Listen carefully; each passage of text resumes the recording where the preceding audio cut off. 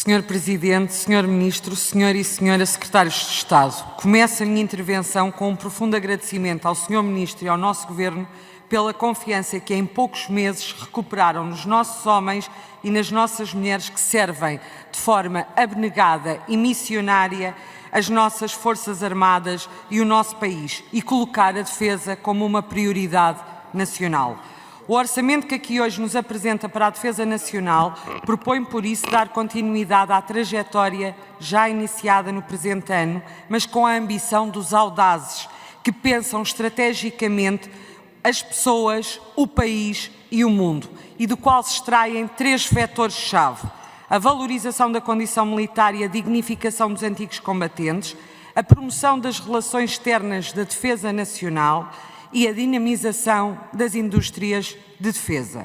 Os militares confiam no Governo porque valorizou a condição militar. Este orçamento reconhece a importância dos militares que hoje asseguram a defesa dos interesses e dos valores de Portugal e que no passado defenderam a nossa pátria, porque honramos o nosso passado, edificamos o nosso presente e acreditamos no nosso futuro.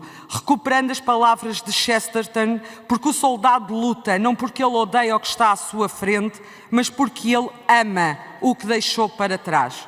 E todos os nossos militares possuem um amor ímpar ao nosso povo, ao nosso território e à nossa soberania nacional, com um sentido de serviço e dedicação total aos valores mais altos da nossa nação.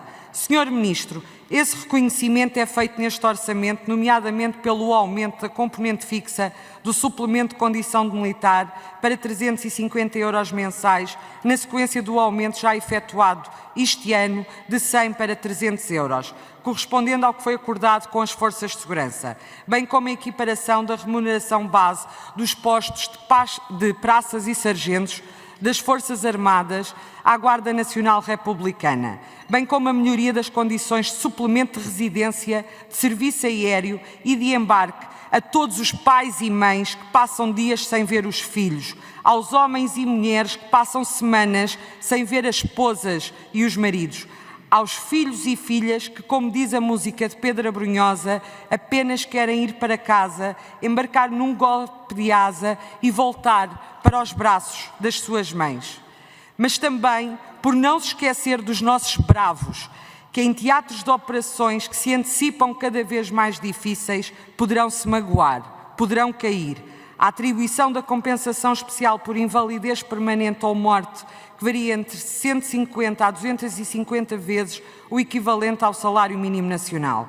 Estas medidas poderão não ser definitivas para o recrutamento e a retenção de militares, mas são seguramente um sinal claro de que este Governo se importa, se preocupa, mas sobretudo respeita e admira aqueles que tutela e que está empenhado em conter a sangria de militares que nos últimos anos abandonaram as nossas Forças Armadas.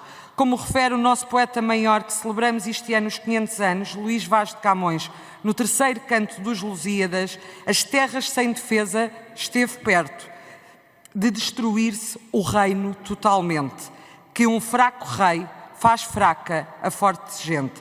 E se nos perguntarem hoje, para aqui contarmos como foi assim. Desde 2005 assistimos a uma redução de 6.000 efetivos, aproximadamente 20%, porque não viam a carreira militar como atrativa, para nela ingressarem ou para nela continuarem.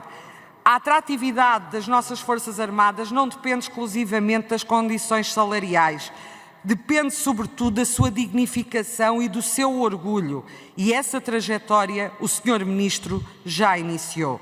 Ora, cumpre-me também sublinhar,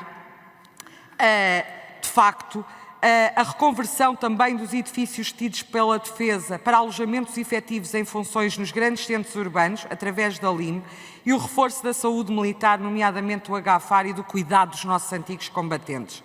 A decisão da atribuição do apoio de 100% da parcela não comparticipada pelo SNS para os utentes pensionistas beneficiários do Estatuto Antigo-Combatente e a majoração para 90% da comparticipação dos medicamentos psicofármacos para os beneficiários não pensionistas é honrar os nossos heróis e é honrar a nossa história. É honrar a nossa democracia feita por eles em abril de 1974 para todos nós, consolidada por eles em novembro de 1975 para todos nós.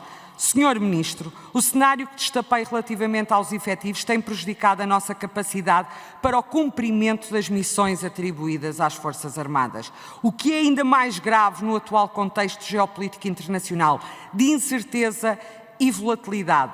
Não são apenas os Estados autocráticos que nos ameaçam, são também os Estados frágeis.